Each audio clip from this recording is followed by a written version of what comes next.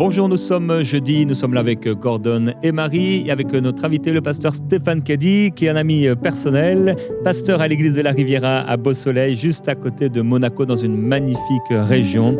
Dieu t'a béni, mon frère. Ah, il y a pire, on est vraiment béni, on est reconnaissant au Seigneur tous les jours, alléluia. Oui, en effet. Très reconnaissant, mais dans une très belle famille, ils servent le Seigneur ensemble, donc dans cette région du sud de la France, de père en fils, toute la famille au service du Seigneur, c'est une grâce de pouvoir servir le Seigneur ensemble. Et donc avec Stéphane, j'avais eu à cœur il y a l'année dernière, déjà depuis un moment, de pouvoir l'inviter pour partager ensemble donc, sur les dons spirituels, puisqu'il enseigne cela depuis des années. Je me suis dit, c'est important de pouvoir le faire dans Prière Inspirée. Et donc, comme mardi, le Seigneur nous a conduit autre part que ce qui était prévu. Hier, on n'a pas pu donc faire la pensée du jour du résumé d'un livre de la Bible. Alors, on va le faire ensemble aujourd'hui. Et c'est moi qui vais partager donc sur ce livre de Philémon, qui est bien sûr un livre, une lettre très très très courte, écrite par l'apôtre Paul. On est environ dans les années 60-62, donc après le Seigneur. Et c'est l'apôtre Paul qui va s'adresser à Philémon concernant un homme en particulier qui s'appelle Onésime.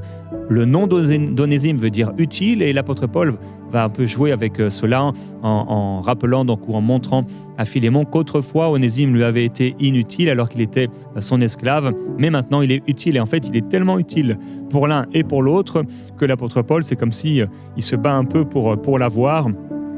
Il rappelle à Philémon que lui-même, Philémon, se doit tout entier à l'apôtre Paul, et il joue un peu avec ça pour lui dire finalement, t'as pas le droit de me dire non.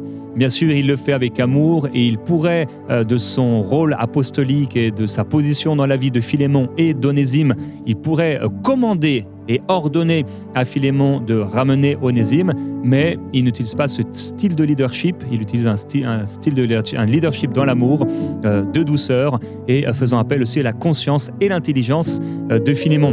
Et donc, Onésime, c'est cet homme qui était esclave, qui s'est enfui de chez son maître et qui finalement va se convertir sous le ministère de l'apôtre Paul. Et l'apôtre Paul donc a le désir que ce fils qui a grandi maintenant, qui a maturé, puisse le servir. Et je fais ici un appel de conscience, un appel à la conscience à tous ceux qui utilisent le terme de fils et de fils spirituel. L'apôtre Paul a pu dire en effet qu'il était son enfant alors qu'il a amené au Seigneur. Et déjà, c'est quand même une des particularités des fils spirituels, même si avec Timothée, ça va être un peu différent, mais la grande manifestation de cette paternité spirituelle, c'est l'amour.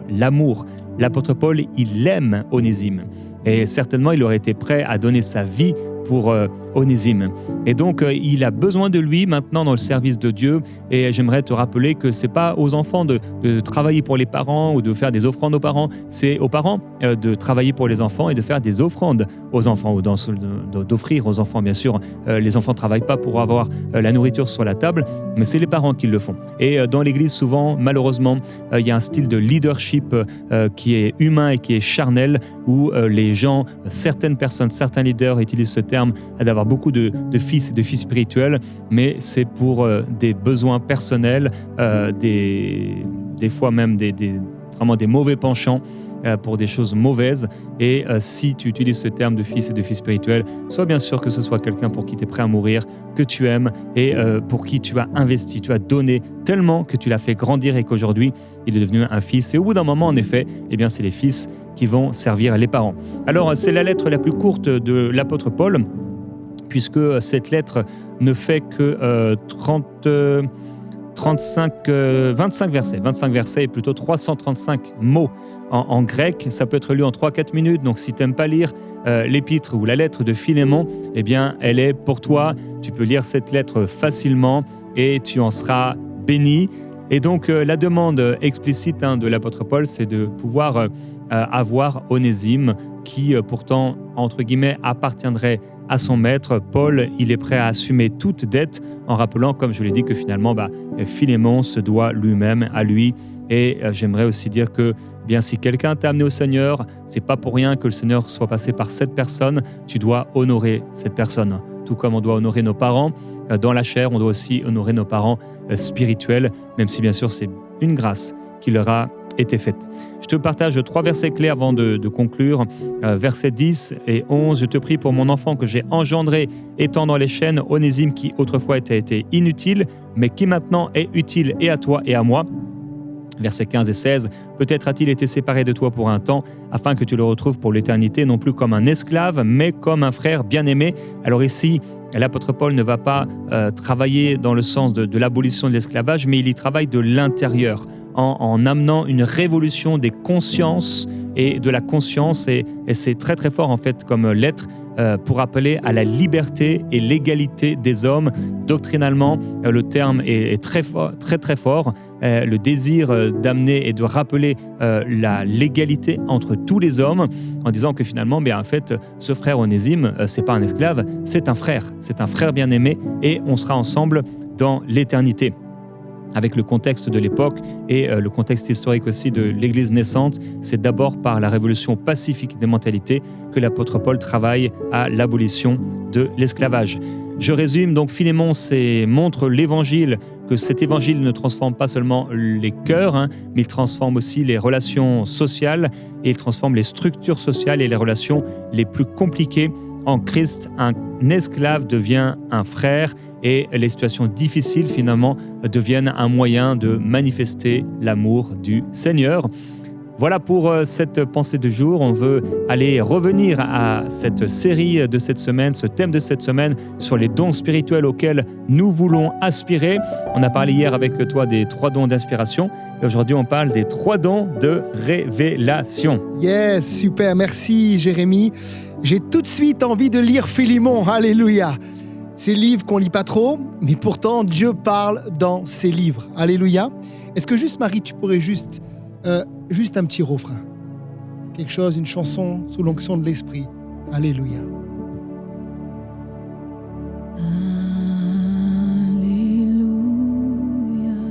Alléluia.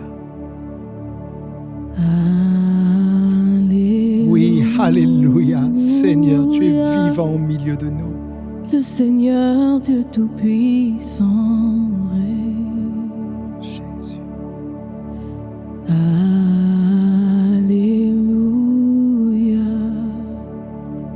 Dieu.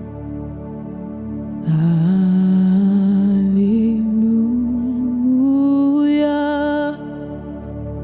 Tu es saint, très saint. Le Seigneur Dieu Tout-Puissant, digne est l'agneau, digne est l'agneau, tu es saint, saint, saint, le Seigneur Dieu. Alléluia. Tu peux toucher le bord du vêtement de Jésus. Comme cette femme atteinte du perte de sang depuis 12 ans. Et recevoir ta guérison. Alléluia. Digne est l'agneau. Amen. Alléluia. Alléluia. Alléluia. Alléluia. Gloire à Dieu. Gloire à Jésus-Christ. Il est glorieux et puissant et je sens sa présence cette émission. Et il veut libérer sur toi les dons du Saint-Esprit. Aujourd'hui, on parle des dons de révélation. On a vu les dons d'inspiration hier. Et je rappelle que les dons de révélation en grec, c'est apocalypsis, qui veut dire mettre à nu ou enlever le voile. C'est ce que les dons de révélation vont faire dans des situations où on a besoin d'un éclaircissement. Ça va enlever le voile par l'action du Saint-Esprit. Et Marie, tu pourrais lire pour nous, s'il te plaît, dans 1 Corinthiens 12 au verset 10. À un autre, le don d'opérer des miracles. À un autre, la prophétie. À un autre, le discernement des esprits. À un autre, la diversité des langues. À un autre, l'interprétation des langues. Alléluia. Il est parlé ici du discernement des esprits, qui est un don donc de révélation. J'aimerais dire, pour moi, c'est un don extrêmement important dans l'Église. Si vous êtes un ministère et vous nous regardez, vous ne pouvez pas opérer dans le surnaturel de Dieu sans ce don-là. Et aujourd'hui, ce don est indispensable dans tellement de situations. On va le voir ensemble. Je rappelle le contexte de l'Église primitive. Dans l'Église primitive, beaucoup des premiers chrétiens avaient ce qu'on appelle un arrière-plan idolâtre ou un arrière-plan occulte. On le retrouve dans 1 Corinthiens 12 au verset 2. Vous savez que lorsque vous étiez païen, vous vous laissiez entraîner vers les idoles muettes selon que vous étiez, bien sûr au passé, conduit.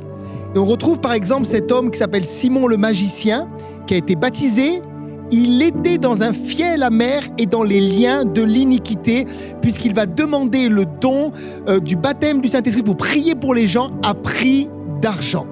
Donc ces gens avaient souvent un arrière-plan occulte, idolâtre, et avaient besoin de ce don-là pour discerner et pour que les gens soient libérés.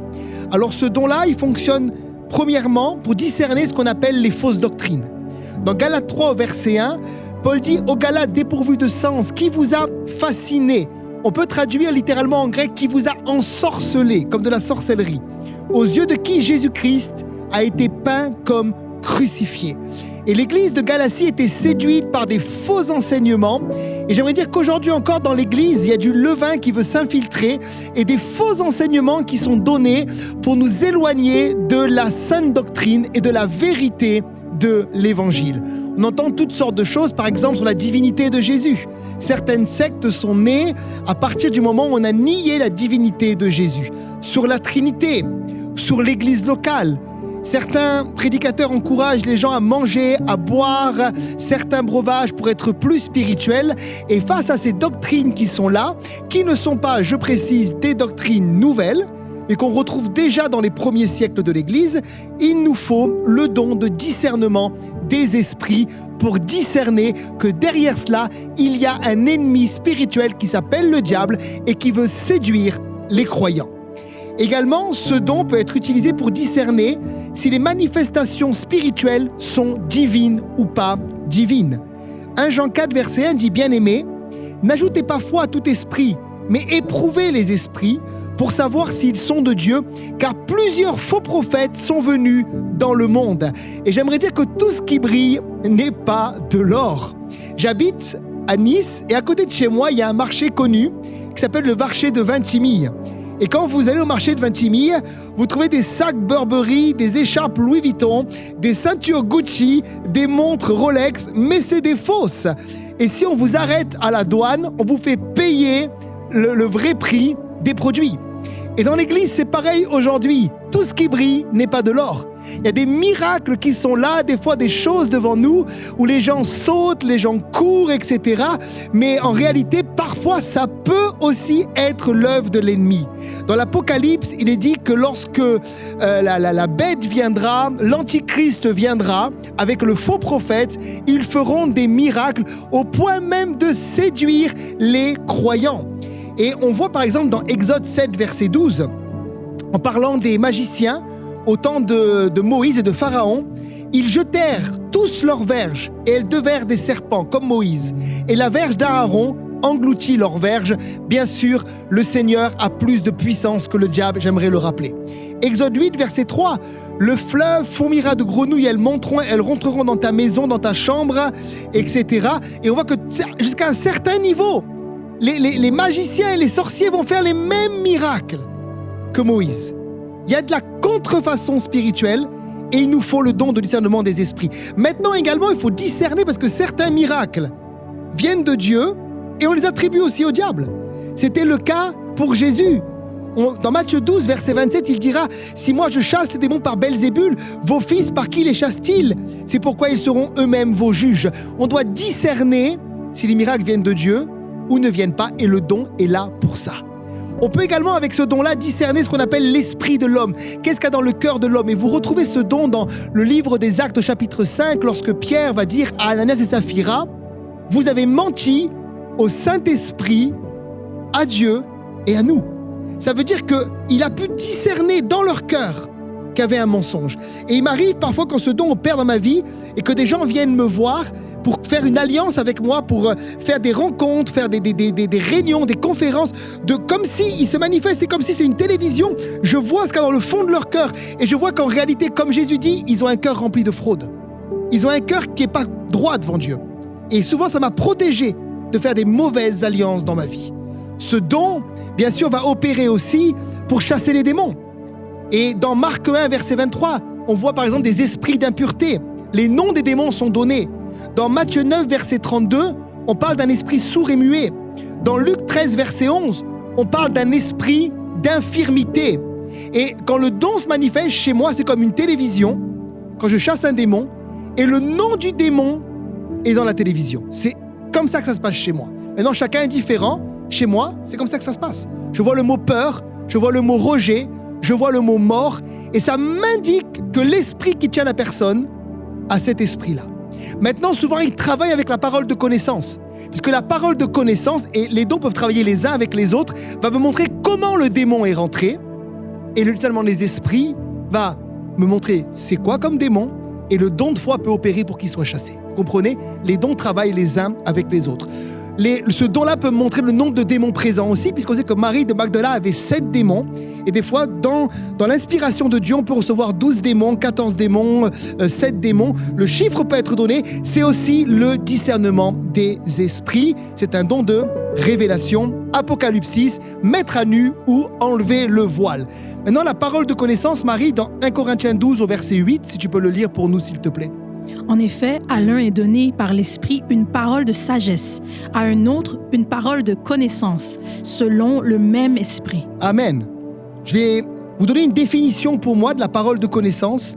Il ne s'agit pas d'une connaissance humaine, écoutez bien, ni d'une connaissance acquise par l'étude, mais d'un don d'origine surnaturelle et divin qui est donné à un moment précis pour révéler une situation, écoutez bien, passée ou présente, alors que la parole de sagesse, c'est à venir. Et ce n'est pas quelque chose qui tire son origine dans la divination ou les liens et les choses occultes. Certains me disent parfois, pasteur, je sais quand je vois des gens que c'est ça qu'ils ont dans leur vie. Mais si le don, ils l'ont reçu avant leur conversion, c'est un esprit de divination. Là, on ne parle pas de la divination, on parle d'une connaissance qui vient de Dieu. Parce que dans la Bible, toute connaissance appartient à Dieu. Dans Jérémie 15, Jérémie dira « Tu sais tout, Éternel, souviens-toi de moi, ne m'oublie pas ». Dans le psaume 11, verset 4, « L'Éternel est dans son saint temple, l'Éternel a son trône dans les cieux, ses yeux regardent, ses paupières sondent les fils de l'homme ». Matthieu 10, verset 30, Jésus dira « Et même les cheveux de votre tête sont comptés, il sait tout ». Et finalement, la parole de connaissance, qu'est-ce que c'est? C'est une partie de cette connaissance de Dieu qui t'est donnée à un moment précis. Je répète, la source est divine pour amener une révélation passée ou présente dans la vie de la personne et débloquer une situation. J'ai écrit là, c'est comme si Dieu nous faisait approcher d'une fenêtre pour découvrir ce qui se passe dans une cour ou dans un jardin. On ne voit pas tout l'horizon, mais seulement la scène qu'il veut nous montrer, et on le voit dans les évangiles. Quand Jésus va rencontrer, par exemple, la Samaritaine, il va lui dire « Tu as eu 5 maris, et celui que tu as maintenant n'est pas ton mari ». Il va également le manifester avec Nathanaël, lorsqu'il lui dira, dans Jean 1, au verset 50, « Je t'ai vu sous le figuier ». Mais comment il l'a vu? Il n'était pas là. Par la parole de connaissance. Elle se manifeste. Elle peut se manifester sous forme de rêve. La nuit, tu dors, tu as un rêve et il y a une parole de connaissance. Sous forme de vision, par voix audible, ou dans ton esprit comme quelque chose de fort qui vient. Des fois, je prie et bam, je touche les gens, je sais que je sais. Vous avez vécu ça. Vous avez été abusé. Il y a ça dans votre vie. C'est le don de la parole de connaissance. Maintenant, on n'est pas appelé à exposer les gens. Il y a des gens qui prennent les micros quand les gens ont été abusés. Ils disent voilà, tu as été... C'est pas le but de ça. Non, non. Il y a des dons qui sont donnés. Il faut beaucoup de sagesse pour les manifester. On peut tuer des gens sinon. Il faut beaucoup de sagesse. Il faut de la foi.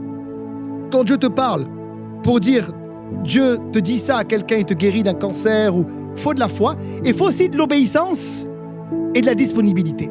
Parce que Dieu se sert de gens qui sont disponibles pour pour pouvoir bénir et aider les autres. Je rappelle que les dons spirituels sont donnés pour bénir les autres et pas me bénir moi-même, pas pour être sur Instagram ou sur Facebook ou sur TikTok et dire j'ai guéri 40 malades. Le but, c'est toujours de bénir le corps de Christ. C'est le but des dons spirituels. Et si vous cherchez les dons spirituels avec le cœur qu'avait Simon le magicien, vous ne recevrez pas les dons spirituels. Tout est pour la gloire de Dieu. On n'est pas des mercenaires qui se servons nous-mêmes, qui voulons faire de l'argent, qui voulons avoir des noms connus. Nous voulons servir le Seigneur, bâtir et investir, comme le prophète Jérémie l'a dit, c'est ça un vrai père spirituel, dans la vie des gens qui sont sous notre leadership. Également, la parole, pour terminer, de sagesse. Alors, la parole de sagesse n'est pas une capacité, une sagesse humaine, quelque chose qui est acquise par l'étude ou l'expérience. Par exemple, je sais que à force de faire certaines boulettes dans ma vie, il y a une forme de sagesse qui est venue, comme le fait d'oublier mes clés. Combien de fois je suis sorti de chez moi, prophète Jérémie, et j'ai oublié les clés à l'intérieur. Des chrétiens sont venus une fois pour enlever la vitre, pour que je puisse rentrer et la récupérer. La sagesse fait que maintenant j'ai laissé un trousseau chez ma mère. On ne sait jamais, vous voyez. C'est pas ça la parole de sagesse. Il y a également ce qu'on appelle la sagesse de Dieu, la sagesse divine, qui n'est pas non plus la parole de sagesse. Et cette sagesse-là, on en a absolument tous besoin. Dans Jacques 1, versets 5 à 7, Jacques dit, si quelqu'un d'entre vous manque de sagesse, qu'il demande à Dieu, qui donne à tous simplement, sans reproche, et lui sera donné. Mais ce n'est pas encore la parole de sagesse, mais c'est la sagesse divine, on en a absolument tous besoin. La sagesse divine, elle vient également, je voudrais le préciser, par la crainte de Dieu dans nos vies.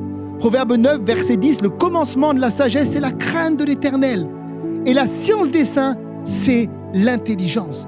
Psaume 111, verset 10, la crainte de l'Éternel est le commencement de la sagesse. Tous ceux qui l'observent ont une raison saine, sa gloire subsiste à jamais. C'est très important. Maintenant, la parole de sagesse, c'est encore un autre type de sagesse.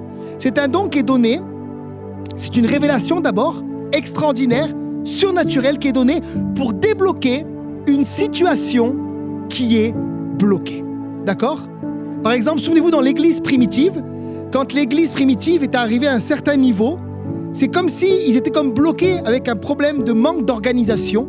Et la parole dans Acte 6 de sagesse est donnée. Choisissez 7 hommes de qui l'on rende un bon témoignage, qui soit plein d'esprit, voyez, et ils vont servir aux tables. Ça s'appelle des diacres. Et là, à nouveau, l'Église va continuer à croître. La situation qui était bloquée va se débloquer. Jésus le manifeste, par exemple, lorsqu'il est face à la femme qui est lapidée, on lui dit, mais est-ce qu'il faut lapider une telle femme ? Il va dire que celui de vous qui n'a jamais péché jette la première pierre. La situation est débloquée, vous comprenez ? Face au mur, elle est débloquée. La parole de sagesse va tracer un chemin. Souvenez-vous, dans l'Ancienne Alliance, quand on va venir dans 1 Roi 3, versets 24 à 27, ces 2 femmes prostituées parlaient de cet enfant à Salomon. Salomon, il va dire couper l'enfant en 2, donner une partie à une femme, l'autre partie à l'autre. Et là, c'était réglé. La vraie femme s'est manifestée. Il a manifesté la parole de sagesse, puisque je répète, les dons spirituels sont aussi dans l'Ancien Testament. Maintenant, pas de manière aussi permanente que nous dans le Nouveau, puisque nous, c'est une onction qui agit par le baptême de l'Esprit. Et on peut... d'ailleurs, mon père dit ça, j'aime beaucoup la théologie de mon père sur les dons spirituels. Il dit, j'ai le donateur en moi, donc j'ai les 9 dons. Voilà, au moins c'est réglé, alléluia. Dans la même journée, mon père, lui, y croit et il a raison, qu'il peut donner une parole de connaissance à quelqu'un, que parfois c'est un malade, donc c'est le don de guérison qui se manifeste. Parfois, il y a besoin d'encourager, donc c'est une prophétie. Vous voyez, le donateur est en nous, et quand il veut, il se manifeste, parce qu'on a un manteau qui est mis sur nous depuis le baptême de l'Esprit. Juste avant de prier, je donne un témoignage que j'ai trouvé extraordinaire sur la parole de sagesse. Le témoignage d'une jeune femme écossaise, c'est un vieux témoignage, qui un jour se rendait à une réunion clandestine au temps de grandes persécutions de l'Église. Lorsqu'elle rencontre un groupe de soldats qui la questionnent pour savoir où elle va. Poussée par l'esprit, la jeune fille répond aussitôt « Je vais assister à la lecture du testament de mon frère aîné ». Les soldats lui répondent simplement qu'ils lui souhaitent une grosse part d'héritage. La jeune fille échappa à une mort certaine. Ça, c'est la parole de sagesse. Et je repense à ce passage de l'Écriture dans Matthieu 10, versets 19 à 20. Mais quand on vous livrera, ne vous inquiétez pas de la manière dont vous parlerez, ni de ce que vous direz. Ce que vous aurez à dire vous sera donné à l'heure même, car ce n'est pas vous qui parlerez, c'est l'Esprit de votre Père qui parlera pour vous. Comment ? Au travers de la parole de sagesse. Et je prie maintenant pour toi dans le nom de Jésus, que là où tu es, la puissance de Dieu te touche et que les dons de révélation soient relâchés maintenant et libérés sur toi dans le nom de Jésus. Je prie pour ceux qui nous regardent, il y a des leaders, des gens qui sont là, qui servent dans l'église, que le discernement des esprits vous soit donné, que la parole de connaissance vous soit donnée, que la parole de sagesse vous soit donnée. Je vois comme une onction que Dieu veut donner à des personnes qui doivent travailler dans la délivrance. Vous qui sentez, je suis appelé à la délivrance, levez vos mains. Je vois dans mon esprit comme des chaînes qui vont être brisées. Et je crois que ça va passer par le fait de recevoir ce don glorieux qu'est le discernement des esprits. Levez vos mains, s'il vous plaît. Continuez à chanter, Marie. Alléluia. Levez vos mains. Alléluia. Des chaînes. Maintenant,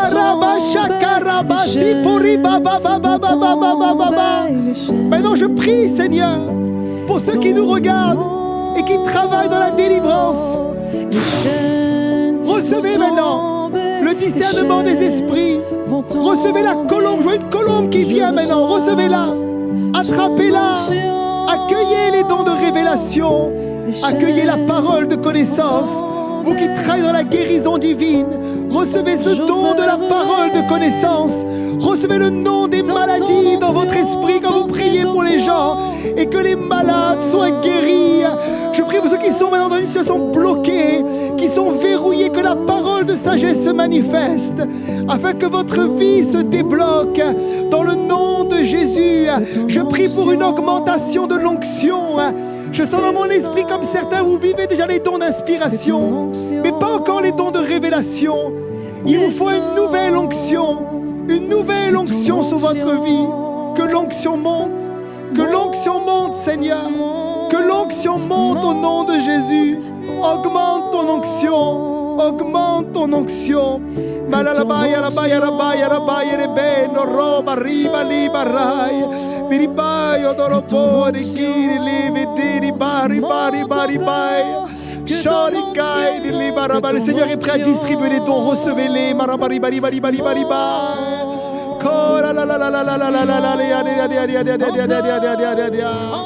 Je prie pour le fait que vous soyez sensibles pour entendre la voix de Dieu. Recevez une sensibilité pour entendre la voix du berger. Jésus dit, mes brebis entendent ma voix. Elles me connaissent. Elles ne suivront pas la voix d'un étranger. Entendez la voix de Dieu. Entendez la voix du berger. Entendez la voix de celui qui veut vous conduire. Seigneur, parle.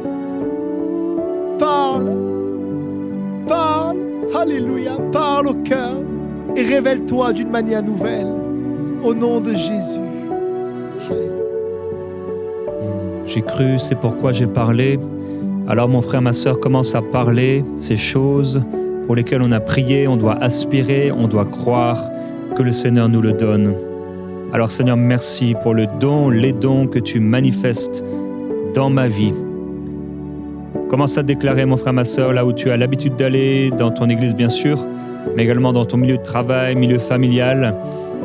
Tu peux recevoir ces paroles, tu peux recevoir ces dons, tu peux recevoir ce discernement des esprits, la parole de la sagesse. Reçois. Père, merci parce que ça coule sur nos maisons.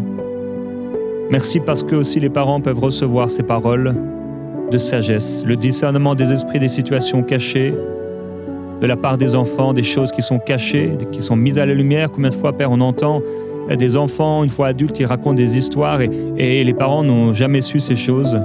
Ça s'est passé dans la maison, ça s'est passé quand ils vivaient à la maison et toutes ces choses étaient cachées dans le secret.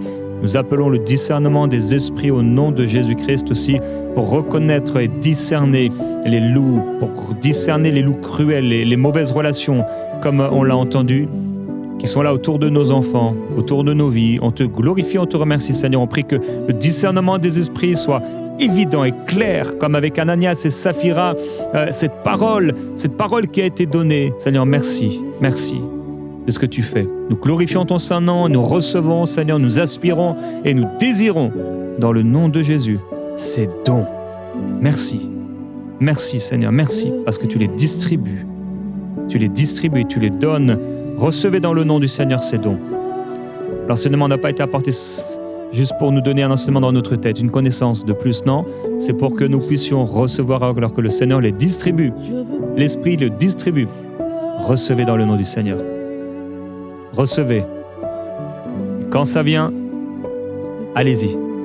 Obéissez. Faites-le avec toute simplicité, grande douceur et un amour profond. Le Seigneur sera avec vous. Amen. On se retrouve demain pour les 3 autres dons. Amen.